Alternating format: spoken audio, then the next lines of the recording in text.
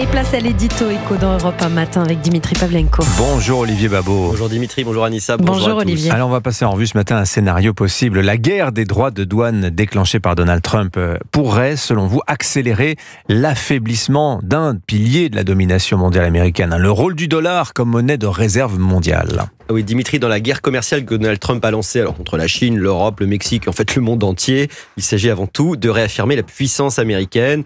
Droit réciproque, chantage aux normes, menaces sur les entreprises. Mais ce qui rend ces manœuvres possibles, c'est essentiellement, et aussi en tout cas, le statut unique du dollar. Le dollar, c'est l'arme silencieuse de l'Amérique. C'est-à-dire Tout le monde a besoin de dollars pour commercer. Il a besoin des États-Unis. Et tant que le monde fait confiance au dollar, les États-Unis peuvent s'endetter à moindre coût, faire tourner la planche à billets sans que ça déclenche pour eux l'hyperinflation et imposer des sanctions financières d'une efficacité redoutable. Mais voilà, à force de tirer sur la corde, même l'arme monétaire finit par s'user. Oui. Vous parlez des déficits américains ? Oui, le déficit public américain dépasse les 6% du PIB. La dette dépasse les 34 000 milliards de dollars.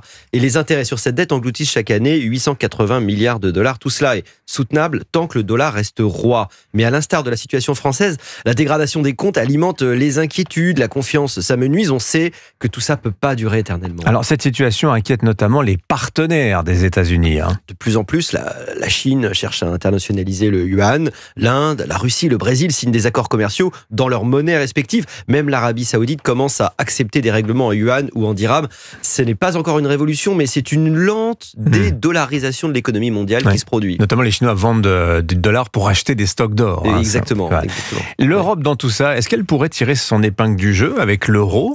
En théorie, oui, on pourrait l'espérer, mais en pratique, c'est évidemment une autre histoire. Une monnaie de réserve, ça repose autant sur la puissance militaire et diplomatique que sur la solidité économique. Et là, l'Europe peine à parler d'une seule voix. Elle n'a ni bras armés, ni stratégie d'influence cohérente, ni même un vrai marché de la dette unifié.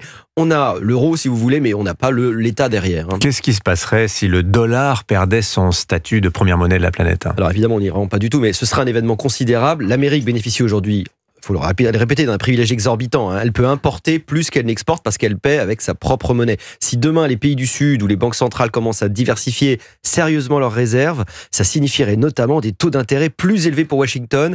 Et là, ça obligerait Washington à réapprendre la politesse, semble-t-il, un peu oubliée. Mais on n'en est pas encore là quand même. Non, on y glisse doucement, relativement doucement, mais enfin le FMI note déjà depuis plusieurs années que la part du dollar dans les réserves mondiales diminue régulièrement. Je vous disais, la confiance s'use lentement, c'est comme une corde, jusqu'au jour où elle casse, et quand même les faits s'accumulent. Alors ce serait quand même une ironie de l'histoire que l'arme monétaire absolue des États-Unis, le puissant dollar, devienne un jour son talon d'Achille. Signature Europe 1, Olivier Babot. Merci beaucoup Olivier. Bonne journée. C'était l'édito éco avec